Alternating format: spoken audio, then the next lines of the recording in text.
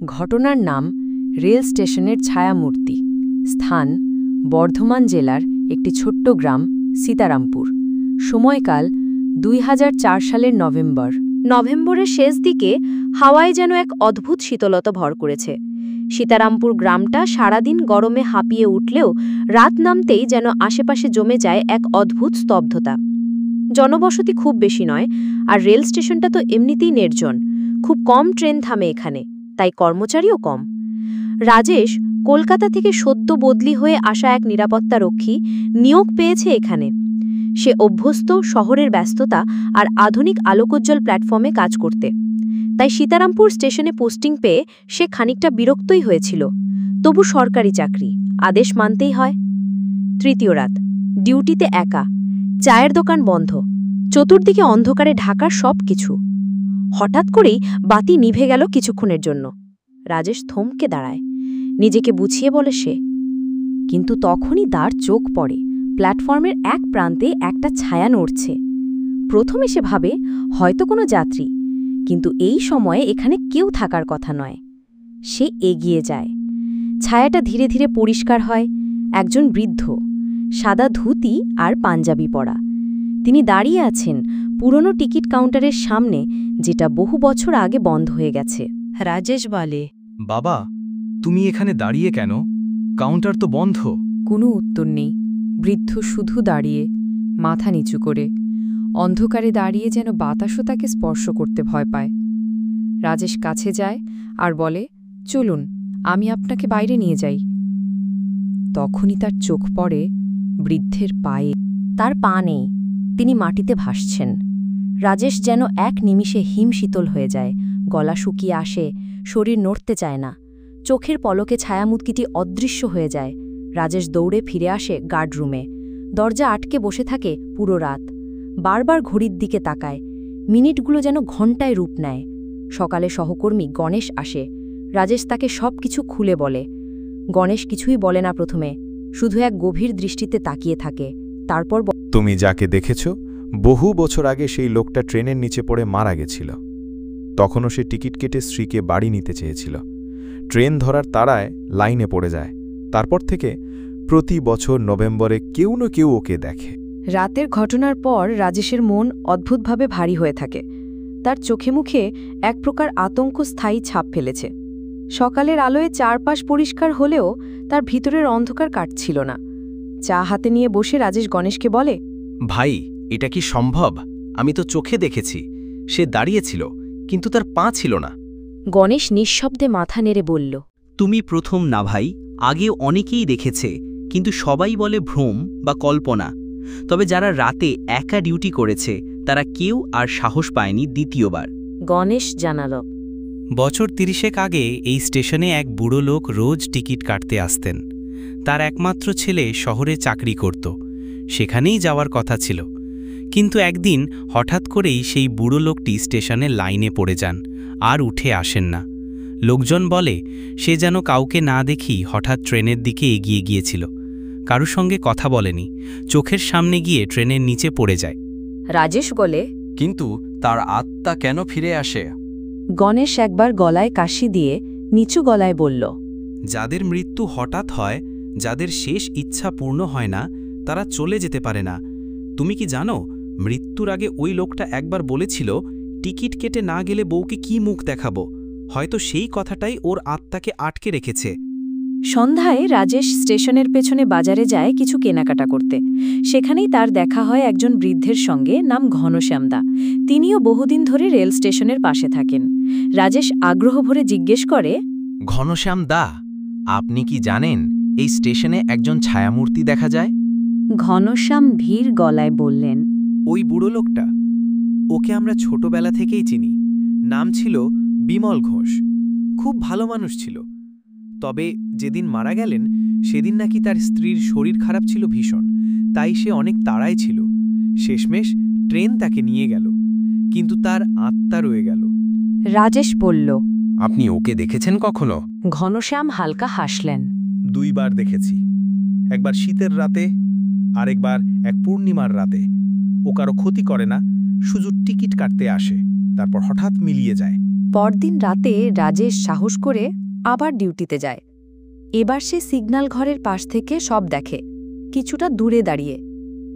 ঠিক 11:04 সেই টিকিট কাউন্টারের সামনে ধীরে ধীরে হঠাৎ এক ছায়া ফুটে ওঠে। এবার রাজেশ প্রস্তুত ছিল।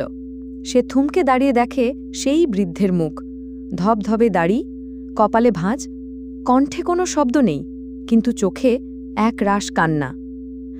তবে এবার নতুন কিছু ঘটে। সে দেখে ছায়া মূর্তিটি কাউন্টার স্পর্শ করে, তারপর যেন ফিসফিস করে কিছু বলছে। রাজেশ এগিয়ে যায় শুনতে। আবছা কণ্ঠে ভেসে আসে একমাত্র শব্দ, টিকিট, বউ। আর তারপর হঠাৎ এক শিশুকণ্ঠের কান্না ভেসে আসে প্ল্যাটফর্মের অন্য দিক থেকে। সেই জায়গায় কোনো মানুষ ছিল না। রাজেশ ভয়ে কেঁপে ওঠে। সে ফিরে আসে গার্ড রুমে দৌড়ে। পরদিন স্টেশনের পুরনো রেকর্ড ঘাঁটতে গিয়ে রাজেশ খুঁজে পায় একটি পুরনো ডায়েরি। সেটি ছিল স্টেশনের সাবেক কর্মচারী পরেশবাবুর। ডায়েরিতে লেখা ছিল, 1991 29 নভেম্বর বিমল ঘোষ নামক এক যাত্রী দুর্ঘটনায় মারা যান।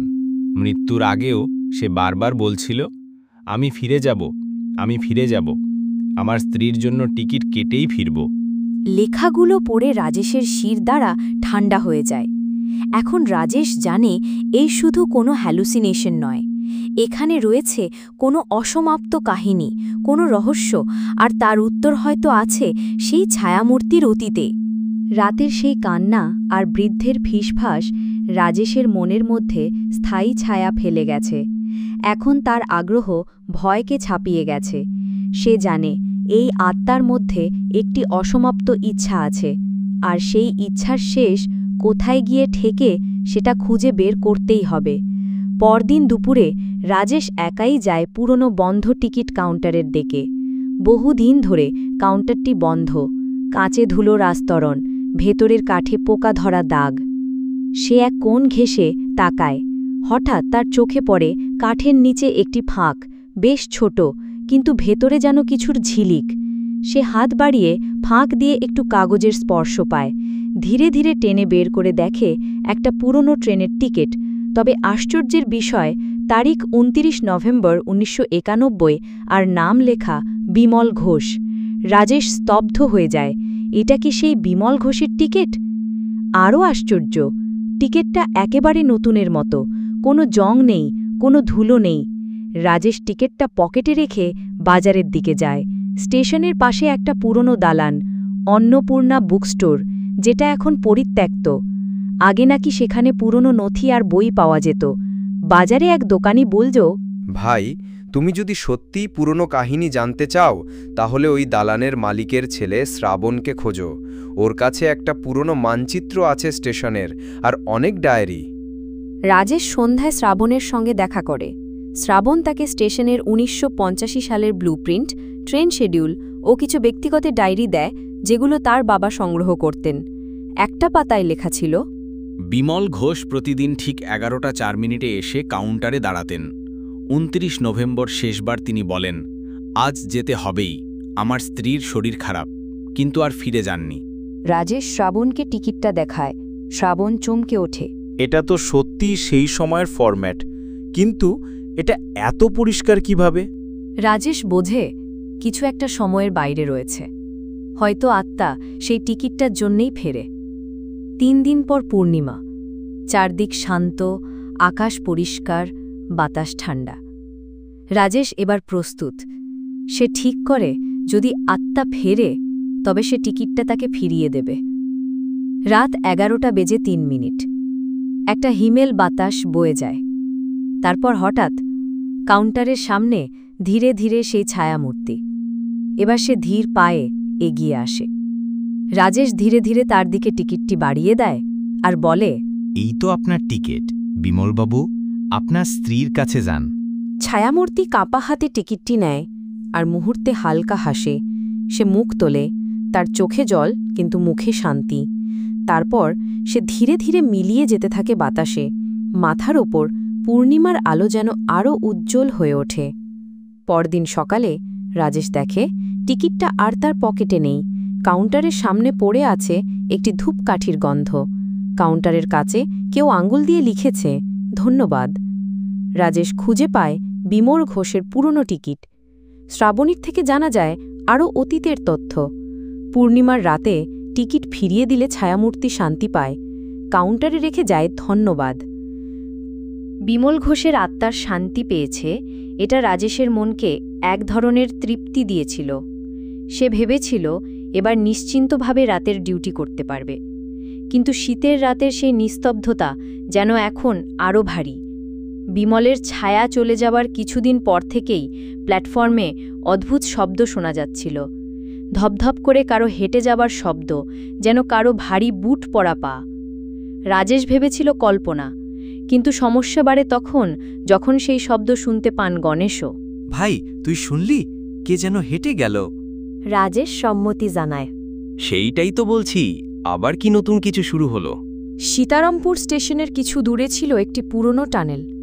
বহু বছর আগে একবার রেল লাইন ঠিক করতে গিয়ে এক শ্রমিক দল কাজ করছিল সেখানে। হঠাৎ এক বৃষ্টির রাতে টানেল ধসে পড়ে এবং ৩ জন মজুর জীবন্ত চাপা পড়ে যায়। সেই ঘটনার পর আর কখনো সেই টানেল ব্যবহার হয়নি।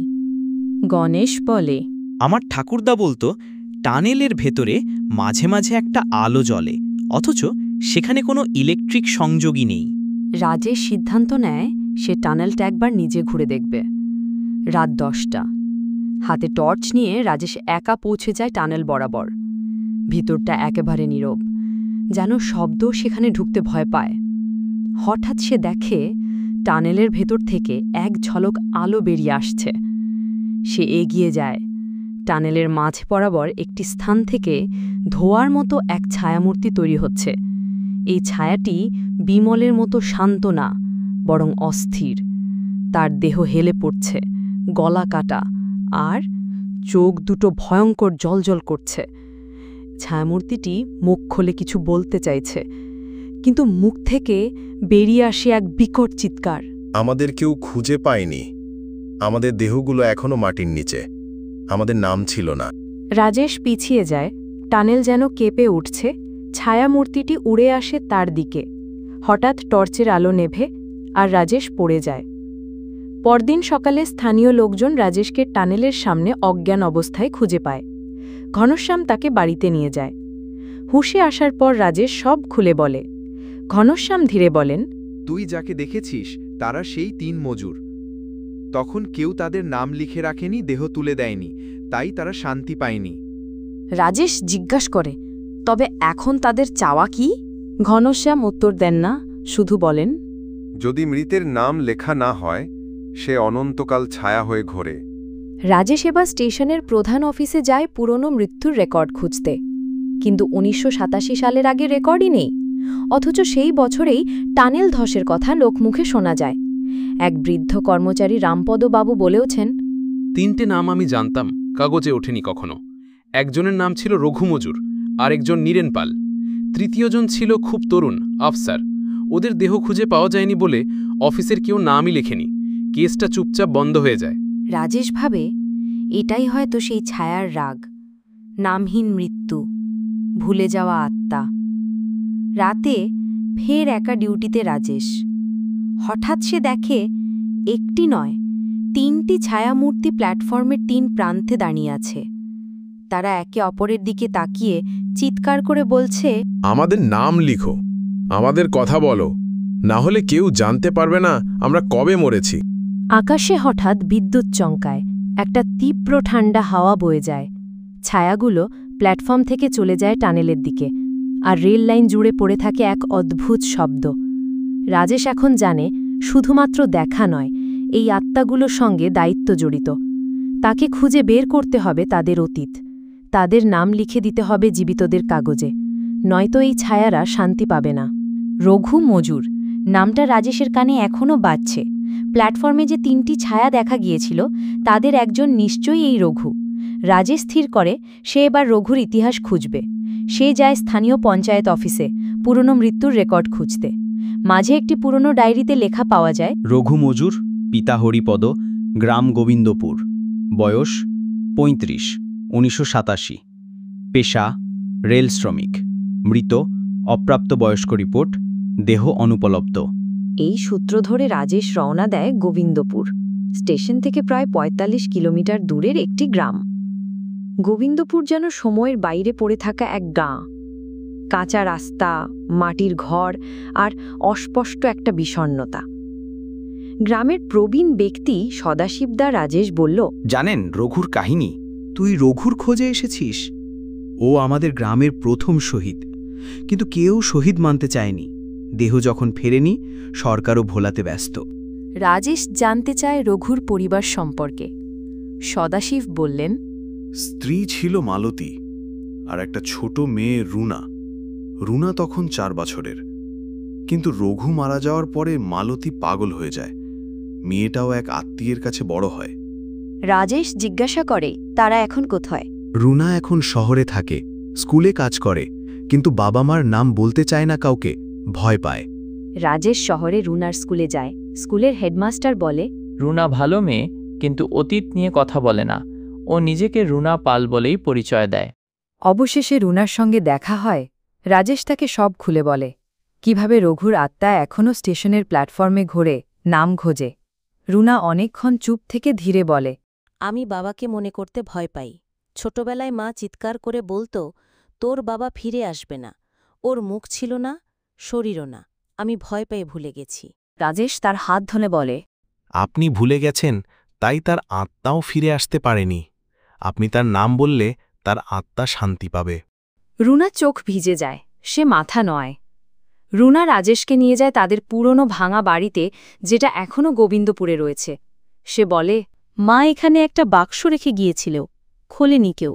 বাক্স খুলে তারা পায় একটি পুরনো পরিচয়পত্র, রঘুর ছবিসহ, একটি পাথর ভাঙা হাত ঘড়ি, একটি চিঠি। লেখা ছিল, মালতী, কাজটা শেষ করে ফিরব। রুনাকে বলো আমি ট্রেন এনে দেব। এটাই আমার শেষ প্রকল্প, প্রমিস।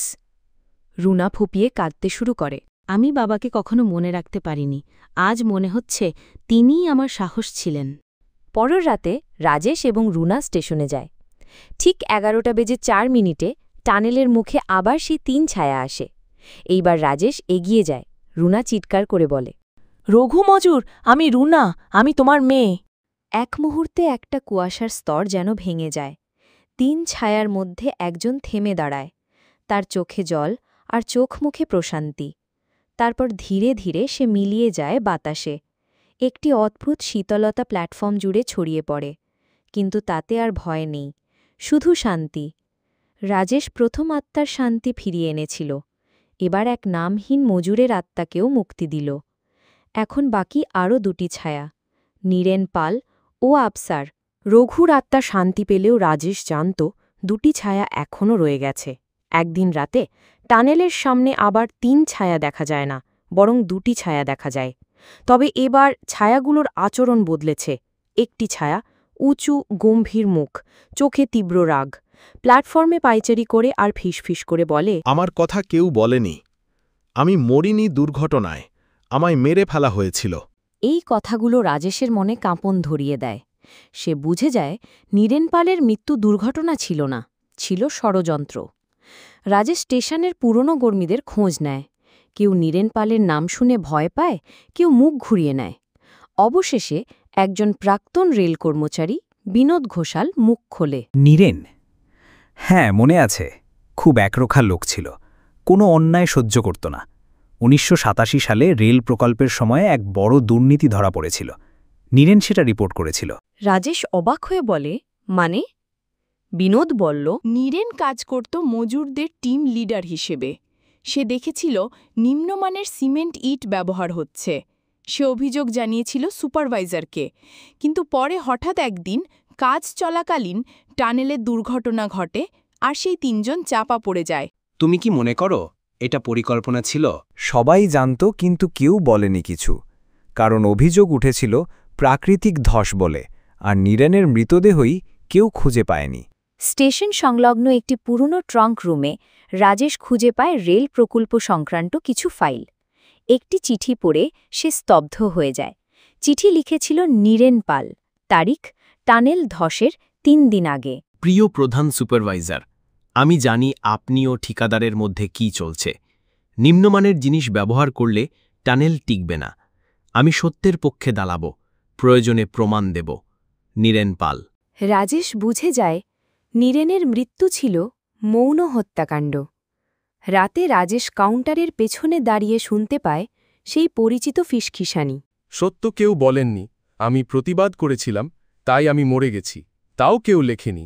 টানেলের মুখে একটি পাথরের পাশে রাজেশ খুঁজে পায় একটি লোহার পাত। সেটি ছিল ধুলোয় ঢেকে থাকা একটি নাম ফলক। তাতে লেখা ছিল N Pal, section D, engineering work crew. Rajesh সেটি পরিষ্কার করে একটি ছোট পাথরের ঘর বানিয়ে সেটি স্থাপন করে টানেলের মুখে। তার নিচে ছোট করে লেখে, প্রতিবাদী একজন মানুষ যার মৃত্যু চুপ করাতে পারেনি সত্যকে। সেই রাতে ঠিক 11:04 আবার ছায়ারা আসে। এইবার একটিমাত্র ছায়া, গম্ভীর মুখ। নীরেনের ছায়া ধীরে ধীরে এগিয়ে আসে রাজেশের তৈরি স্মৃতিসৌধের সামনে। সে একবার তাকায়, চোখে জল, আর তারপর বাতাসের সঙ্গে মিলিয়ে যায়। রাজেশ মনে করে যেন হালকা হাওয়া তাকে ছুঁয়ে গেল। নীরেন পাল এখন আর কষ্টে নেই। এক নীরব মৃত্যুকে সত্যির মর্যাদা দেওয়া হয়েছে। তবে এখনও বাকি একজন, আফসার, যে ছিল সবচেয়ে তরুণ। আর এই আত্মাটিই সবচেয়ে অস্থির। কিছু একটা চাইছে, হয়তো প্রতিশোধ অথবা মুক্তি। রঘু ও নীরেনের আত্মা শান্তি পাওয়ার পর প্ল্যাটফর্মে আর কোনো ছায়া দেখা যায়নি কিছুদিন। কিন্তু হঠাৎ একদিন রাত 11টার কিছু আগে রাজেশ শুনতে পায় একটি গান। না, কোনো যান্ত্রিক গান নয়, একদম কাঁচা কণ্ঠ, মাটির গন্ধমাখা এক যুবকের কণ্ঠ। গলা ভারী নয়, কিন্তু গভীর। মায়ের মুখটি দেখিনি আমি, হাতে রেখেছি স্বপ্নখানি। ট্রেনের বুকে চলতে চাই, গান গেয়ে যাই, তবুও ফাঁকি। রাজেশ চমকে উঠে আশপাশ তাকায়। স্টেশনের বাতাসে যেন গানটা গলে যাচ্ছে, কিন্তু কেউ নেই। তখন সে মনে করে এই তো তৃতীয় ছায়া, আফসার। রাজেশ আবার যায় রেল নথি খুঁজতে। কিছু অ্যাক্সিডেন্ট রিপোর্টে পাওয়া যায় Afsaruddin Mia, approx age 18 to 20, unregistered worker, no family details, body not recovered. Rajesh ভাবে, নিবন্ধিত না হলেও তো সে একজন মানুষ। স্থানীয় এক বৃদ্ধ চাওয়ালা তাকে বলে, আফসার ছিল হুগলির এক গরিব ঘরের ছেলে। কাজ পায়নি কোথাও, ট্রেন ভালোবাসত আর গান, আরে ভাই, সে এমন গাইত মনে হতো রেডিওতে চলছে। তার পরিবার? প্রশ্ন করে রাজেশ। মা ছিল, নাম ছিল জাহানারা, একরত্তি ঘরে থাকত। ছেলে মরার পর পাগল হয়ে গিয়েছিল। রাজেশ ঠিক করে সে যাবে হুগলির খড়দহ এলাকায়, আফসারের গ্রামের খোঁজে। খোঁজ নিতে নিতে একদিন রাজেশ পৌঁছে যায় খড়দহ রেল ক্রসিংয়ের পাশে এক ভাঙাচড়া বস্তিতে। সেখানেই একটি ছোট্ট ঘরে জাহানারা বেঁচে আছেন। বয়স 70 ছুঁই, কিন্তু চোখে এখনও ছেলের ছবি। রাজেশ নিজেকে রেলকর্মী বলে পরিচয় দিয়ে জিজ্ঞেস করে, আপনার ছেলে কি রেল প্রকল্পে কাজ করতেন? হ্যাঁ, আফসার। সে আমাকে বলেছিল, মা, আমি তোমাকে একদিন ট্রেনে চড়াবো। ও তো গান গাইত সারাক্ষণ।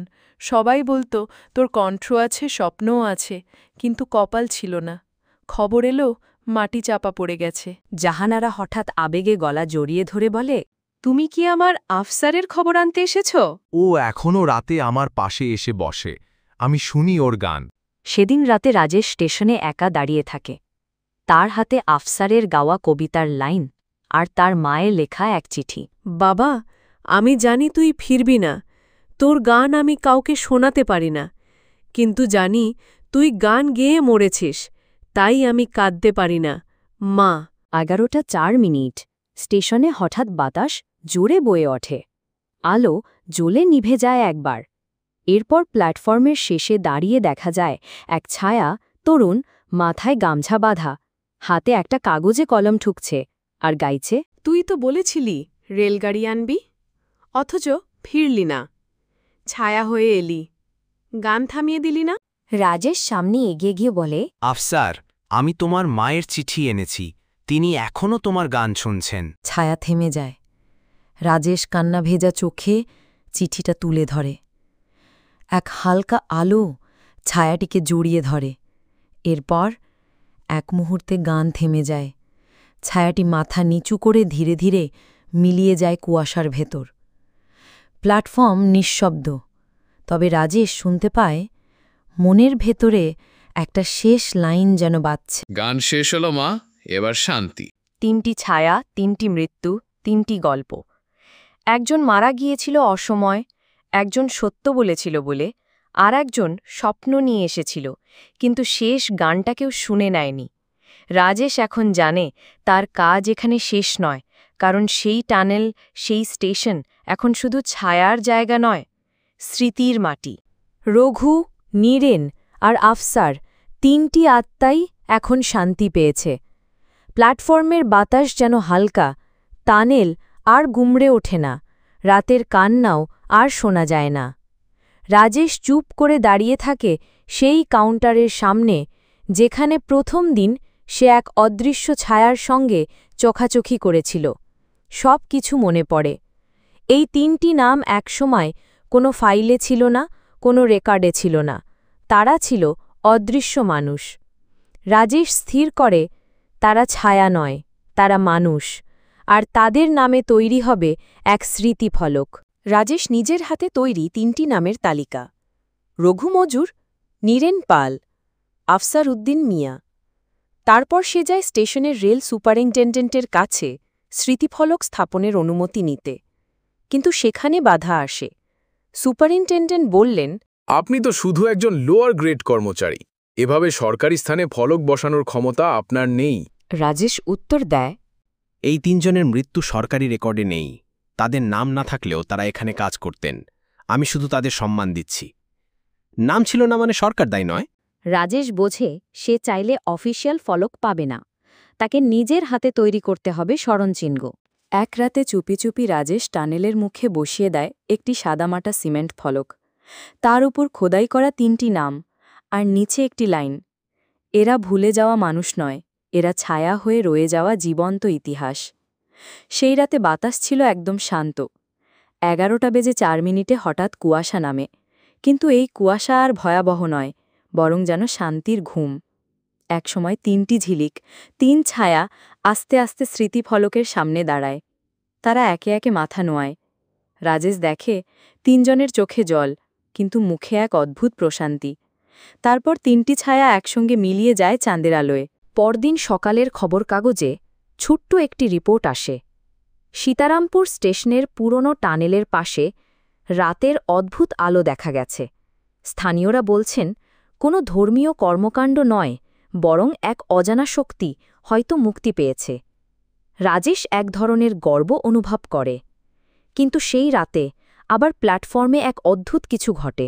রাত 1টা, স্টেশনের সিসিটিভিতে ধরা পড়ে কাউন্টারের সামনে আরও একটি ছায়া, কিন্তু তার মুখ ঢাকা, পরনে আধুনিক জামাকাপড়। সে শুধু একটি লাইন লিখে যায় কাঁচে আঙুল দিয়ে, তুমি যা দেখেছ তার শুরু মাত্র। পরদিন সকালে রাজেশ নিজের টেবিলে একটি পুরনো খাম পায়। তার উপর লেখা 1986, মৃত 4 নম্বর। রাজেশ চমকে ওঠে। সে তো খুঁজেছিল 3 জনের কথা, তবে কি একজন আরও ছিল? রাজেশ যখন ভেবেছিল সব শেষ, তখন নতুন এক ছায়ার আগমন হয়। তার পরিচয় অজানা, উদ্দেশ্য অন্ধকার। এই ছায়া কি আগের কারো থেকেও ভয়ঙ্কর, নাকি সে শুধু প্রতীক্ষিত? রাজেশ যখন খামটি হাতে পেল, তার কাঁপা হাতে খোলার চেষ্টা করল। খামের ভেতরে ছিল একটি একক পাতার রিপোর্ট। ওপরে বড় করে লেখা ছিল D4, ডিসিজড 4, নাম অজ্ঞাত, বয়স 38, ধ্বংসস্তূপে আংশিক হাড় পাওয়া যায়, রেকর্ডে অন্তর্ভুক্ত হয়নি, অনুমান শ্রমিক নয়, অন্য কেউ। নিচে লাল কালি দিয়ে লেখা অন্তর্ধান রেকর্ড, গোপন রাখতে বলা হয়েছে, ডিরেক্টর বা ইনচার্জ অফিসার 1986। রাজেশ এবার বুঝে যায় একজন চতুর্থ ব্যক্তি মারা গিয়েছিল ধসের সময়, যার নাম কোনো অফিসিয়াল রেকর্ডে নেই, কিন্তু তার দেহের কিছু অংশ ধ্বংসস্তূপ থেকে পাওয়া গিয়েছিল। আর সে ছিল শ্রমিকও নয়। ঘনশ্যামকে নিয়ে রাজেশ আলোচনা করে। ঘনশ্যাম ধীরে বলে, যদি সে মজুর না হয়, তবে সে কে ছিল? সম্ভবত কোনো অফিসার বা সৎ কেউ, যে দুর্নীতির বিরোধিতা করছিল। নীরেন তো দুর্নীতি প্রকাশ করতে যাচ্ছিল। তাহলে কি এই ব্যক্তি ছিল প্রকৃত নথিপত্র হাতে রাখা কেউ? হয়তো সেই সুপারভাইজার যে নীরেনের পক্ষে ছিল।